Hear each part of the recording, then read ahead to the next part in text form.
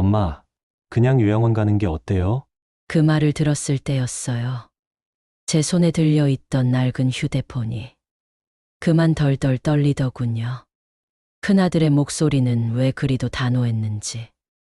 마치 잘 정리된 보고서를 읽는 듯 차분했지만 제 심장을 꿰뚫는 비수 같았어요. 엄마도 이제 나이 드셨잖아요. 우리도 바쁘고 솔직히 챙겨드릴 여유가 없어요. 옆에 있던 작은 아들도 한숨처럼 거들었죠. 엄마, 거기 시설도 좋고 사람들도 많다면서요. 혼자 계시는 것보다 훨씬 나을 거예요. 그 순간 제 가슴이 쿵 하고 내려앉는 걸 느꼈어요. 마치 수십 년을 쌓아올린 모래성이 한순간에 와르르 무너져 내리는 기분이었죠. 이게 대체 무슨 말일까요? 제가 짐이 되어버린 걸까요? 그저 자식들 곁에서 평범하게 조용히 늙어가고 싶었을 뿐인데 생각해보면 제 인생 30년은 오직 가족이라는 두 글자로만 채워져 있었어요. 남편이 병으로 세상을 떠나고 남겨진 건 어린 두 아들과 병원비로 텅 비어버린 통장뿐이었죠. 그날부터 제 삶은 멈출 수 없는 기차가 되었어요. 새벽 닭이 울기도 전에 집을 나섰고 별이 총총한 밤이 되어서야 겨우 발걸음을 돌렸죠. 제 밥은 굶어도 아이들 학원비는 단 한 번도 걸은 적이 없어요. 몸이 부서질 듯 아파도 출근을 걸을 용기 따윈 없었죠. 내가 고생해서라도 우리 애들은 좋은 환경에서 살아야 해. 그 생각 하나로 저희 서른은 오로지 두 아이만을 위해 존재했었어요. 큰아들이 의대에 합격했다는 소식을 들었을 때 은행 창구에서 서류를 받던 제 손이 얼마나 떨리던지요. 엄마, 나 의사 될 거야. 꼭 성공해서 엄마 편하게 해줄게. 그 말에 저는 하염없이 눈물을 흘렸어요. 작은 아들은 늘 책상에 앉아 숫자를 계산하곤 했죠. 결국 대기업에 떡하니 합격해서 엄마, 이제 나도 돈 벌어요. 엄마가 고생한 만큼 다 갚아드릴게요.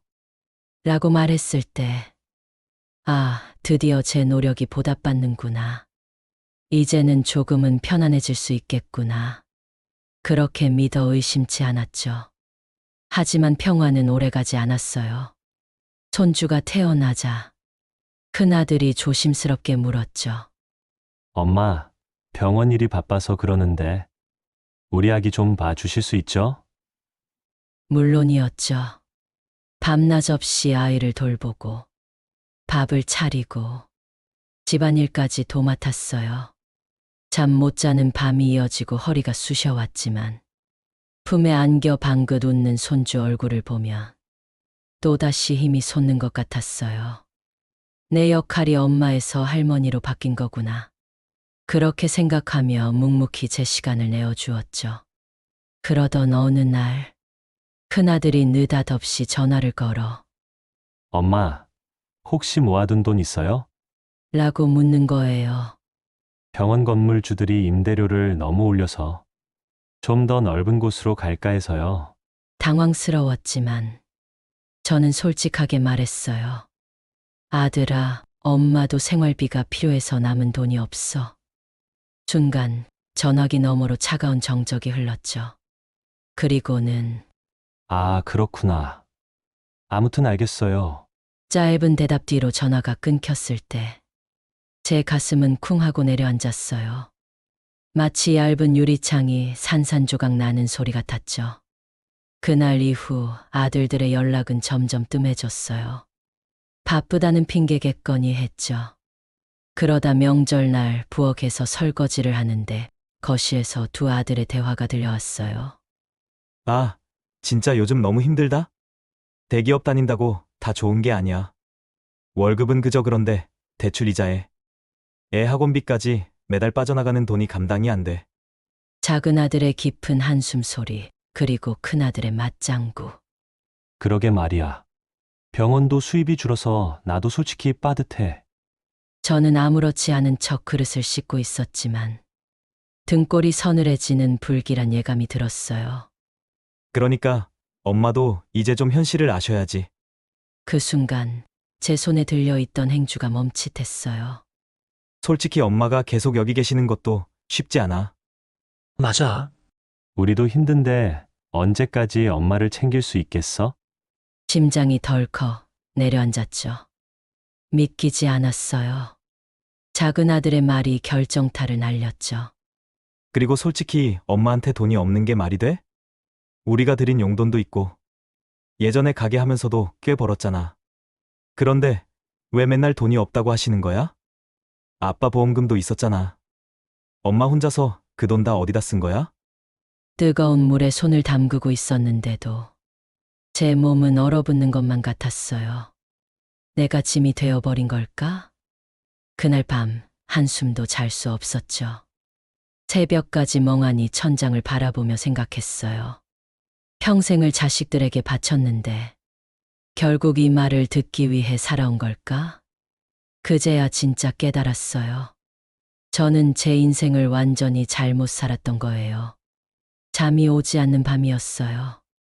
마음은 텅 비었고 머릿속은 복잡했죠.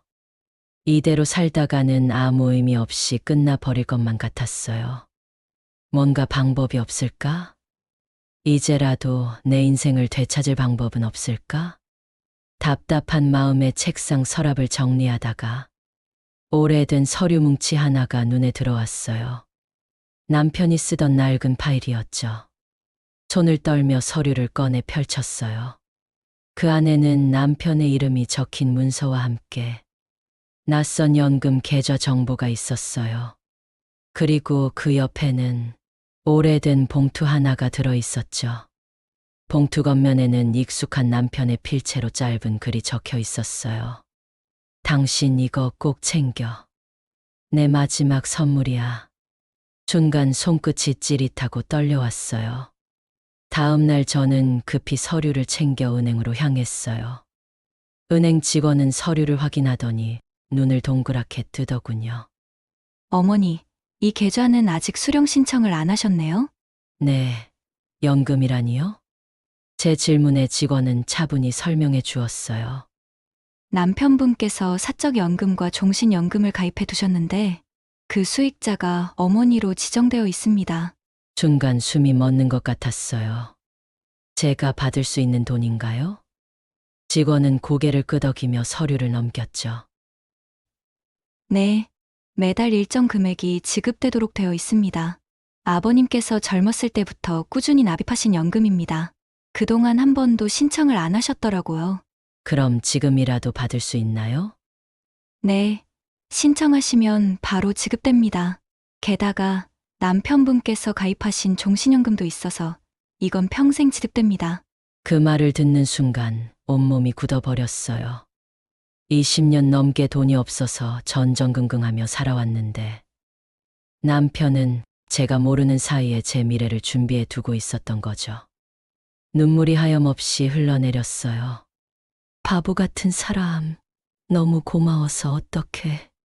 저는 떨리는 손으로 서류에 서명했어요. 그리고 몇 주 후, 제 통장에 처음으로 연금이 입금되었을 때 마치 메마른 땅에 단비가 내리는 듯한 기분이었죠. 얼마 지나지 않아 아들들에게도 그 소식이 전해졌어요. 어떻게 알았는지 모르겠지만 그날 이후 아이들의 태도가 변했죠. 한동안 연락이 없던 큰아들이 먼저 전화를 걸어왔어요. 엄마, 요즘 어떻게 지내세요? 잠시 후 작은 아들도 뭐 필요한 거 없냐며 문자를 보냈고요. 저는 문자를 바라보며 씁쓸하게 웃었어요. 얼마 전까지만 해도 요양원 가는 게 어때요? 라고 말했던 아이들이 이제는 마치 저를 그리워했던 사람들처럼 다가오고 있었죠. 얼마 후 큰아들이 집으로 찾아왔어요. 예전처럼 다정한 얼굴로 말하더군요. 엄마, 이제 우리랑 같이 사는 건 어때요? 저는 천천히 차를 따르며 고개를 저었어요. 아니다. 엄마는 이제 혼자가 더 편하다. 그 말을 듣는 순간 큰아들의 얼굴이 굳어지는 걸 보았지만 저는 더 이상 아이들의 눈치를 볼 필요가 없었어요. 그동안 저는 아이들이 저를 외면할까 두려워하며 살아왔지만 이제는 그럴 필요가 없었거든요. 저는 더 이상 누구에게도 의지하지 않는 사람이 되었으니까요. 저는 미소를 지으며 덧붙였죠. 이제는 내 인생을 찾고 싶구나. 그리고 그날 이후 저는 진짜 나를 위한 삶을 살아가기 시작했어요. 돈이 생겼다고 끝이 아니었어요. 이제부터 어떻게 살아갈지 정해야 했죠. 거울 속 제 자신을 바라보며 조용히 다짐했어요. 이제부터 이 돈을 어떻게 써야 내 남은 인생이 달라질까? 한때는 돈이 없어서 자식들에게 의지했고, 그들에게 휘둘리며 눈치를 보며 살아왔죠. 하지만 이제는 다시 그런 실수를 반복하지 않기로 결심했어요. 내가 벌지 않은 돈은 쉽게 사라진다. 그동안 많은 사람을 보아왔으니까요.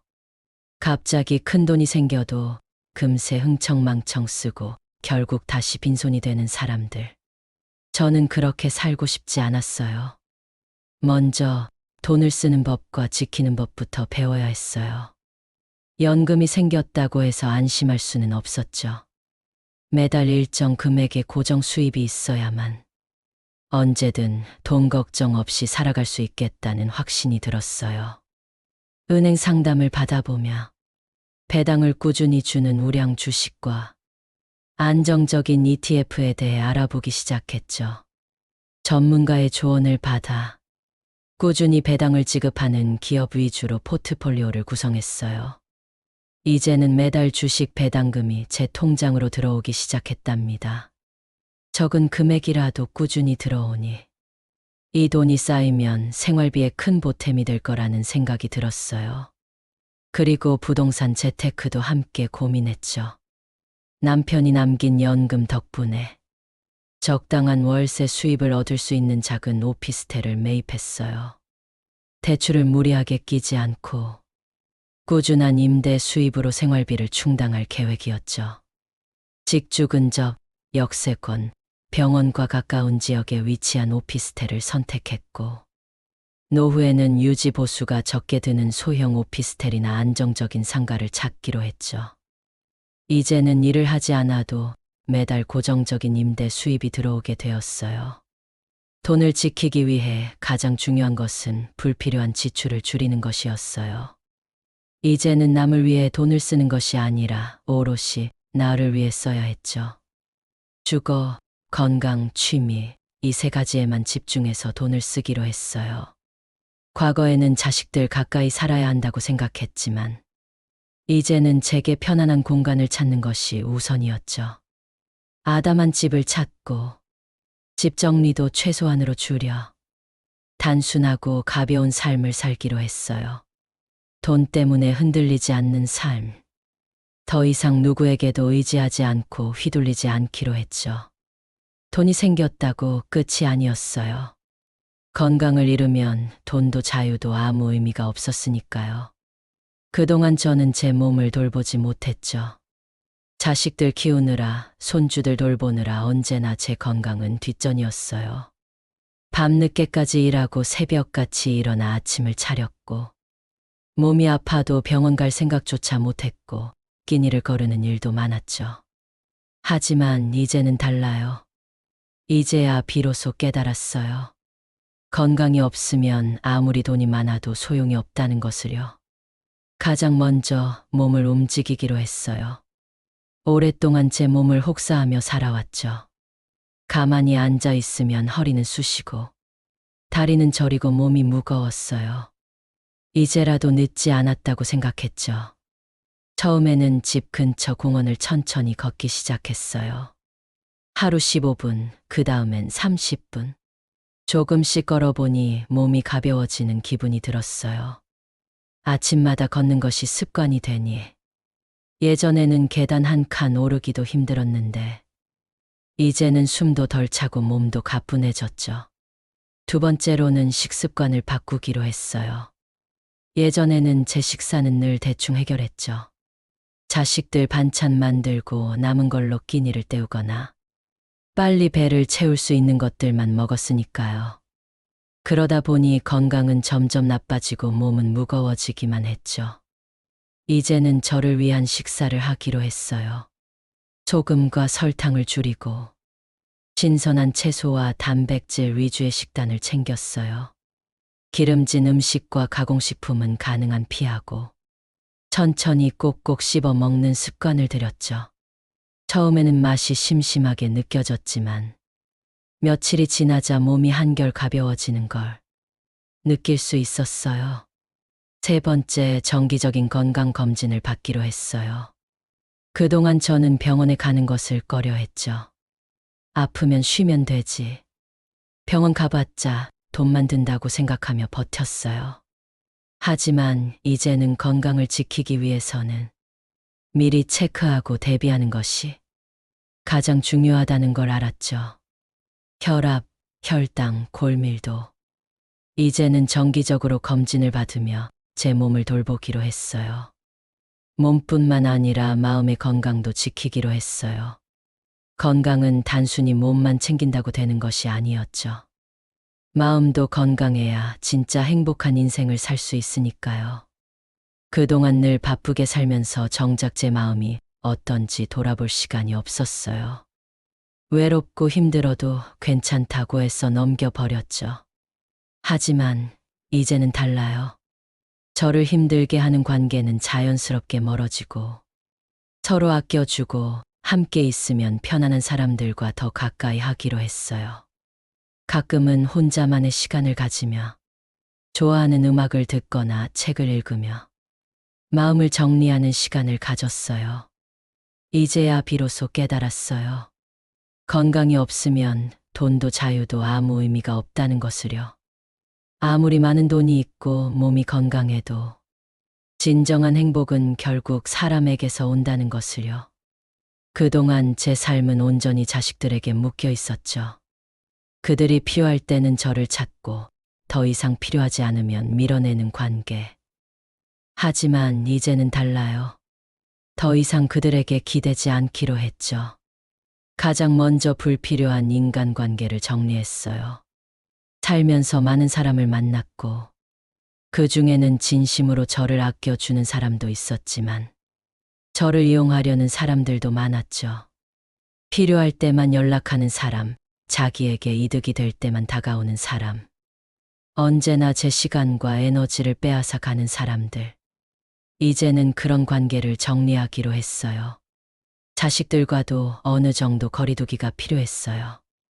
예전 같았으면 자식들이 연락을 하면 무조건 달려갔겠지만 이제는 그렇게 하지 않기로 했죠. 어느 날 큰아들이 찾아와 엄마, 이제 우리랑 같이 사는 게 어때요? 라고 물었을 때 저는 차분히 차를 따르며 대답했어요. 아니다. 엄마는 이제 혼자가 더 편하다. 아들의 얼굴이 굳어졌지만 저는 더 이상 아들의 눈치를 볼 필요가 없었어요. 제가 언제까지나 아들에게 헌신해야 할 의무는 없으니까요. 두 번째로는 좋은 사람들과 새로운 관계를 맺기로 했어요. 혼자 살아가기로 했지만 외롭다는 생각은 들지 않았죠. 이제는 진짜 제가 즐거운 사람들과 함께하기로 했어요. 자식들에게 맞춰 살던 예전과는 다르게 이제는 제 감정이 편안한 사람들과 어울리기로 했죠. 가까운 이웃들과 차를 마시며 담소를 나누고 가끔은 동네 모임에도 참석하며 새로운 인연을 만들었어요. 사람들과 어울린다는 것이 꼭 누군가를 위해 희생하는 것이 아니라 진짜 편하게 대화하고 함께하는 것만으로도 삶이 풍요로워질 수 있다는 걸 깨달았죠. 세 번째, 취미를 갖고 제가 원하는 것을 하기로 했어요. 그동안 저는 하고 싶은 것이 있어도 늘 미뤄왔죠. 자식들에게 돈을 써야 한다는 이유로, 바쁘다는 이유로, 내가 이런 걸 해도 되나 라는 생각 때문에 정작 저를 위한 시간을 만들지 못했어요. 하지만 이제는 달라요. 제가 하고 싶은 것, 배우고 싶은 것, 즐기고 싶은 것을 하기로 했죠. 예전부터 관심 있었던 요리 클래스에 등록했어요. 새로운 요리를 배우면서 저를 위한 식사를 정성껏 차려 먹는 일이 즐거워졌죠. 또 가끔은 소규모 여행을 떠나기로 했어요. 예전에는 혼자 가는 여행이 무슨 의미가 있을까 싶었지만 막상 떠나보니 너무나도 자유로웠어요. 보고 싶은 곳을 마음껏 보고 먹고 싶은 음식을 천천히 음미하고 오롯이 저를 위한 시간을 보낼 수 있었죠. 이제야 진짜 저를 위한 삶을 살고 있다는 생각이 들어요. 더 이상 누군가의 엄마, 누군가의 할머니가 아니라 나라는 이름으로 저를 위해 살아가는 사람이 되었다는 것을요. 그리고 깨달았죠. 진짜 행복은 거창한 것이 아니라 바로 이렇게 하루하루를 즐기면서 좋은 사람들과 어울리며 제가 하고 싶은 일을 하며 살아가는 것이라는 거요. 저는 더 이상 누군가의 엄마, 누군가의 할머니로만 살지 않기로 했어요. 이제는 오롯이 나를 위한 인생을 살기로 했죠. 돈이 없어서 자식들 눈치를 보며 살던 저는 이제 없어요. 제 몸을 돌보지 못해 늘 아프고 피곤하던 저도 이제 없고요. 이제야 깨달았습니다. 노후에 기대야 할 것은 남편도 자식도 그 어떤 가족도 아니라는 것을요. 그 누구도 아닙니다. 자식들은 결국 자신의 삶을 살기 마련이고 남편이 저보다 먼저 떠나면 저는 혼자가 되죠. 형제, 친척도 마찬가지예요. 아무리 가까운 사람이라 해도 결국 제 인생을 책임지는 것은 저 자신뿐이니까요. 마지막까지 지켜야 할 단 한 가지는 바로 나 자신입니다. 돈이 있어야 누구에게도 휘둘리지 않고 건강이 있어야 자유롭게 살 수 있으며 좋은 사람들과 함께해야 외롭지 않은 삶을 살 수 있다는 것을요. 여러분 그동안 얼마나 애쓰셨나요? 자식 키우느라, 가족 돌보느라 제 몸이 부서지는 줄도 모르고 살아오셨죠?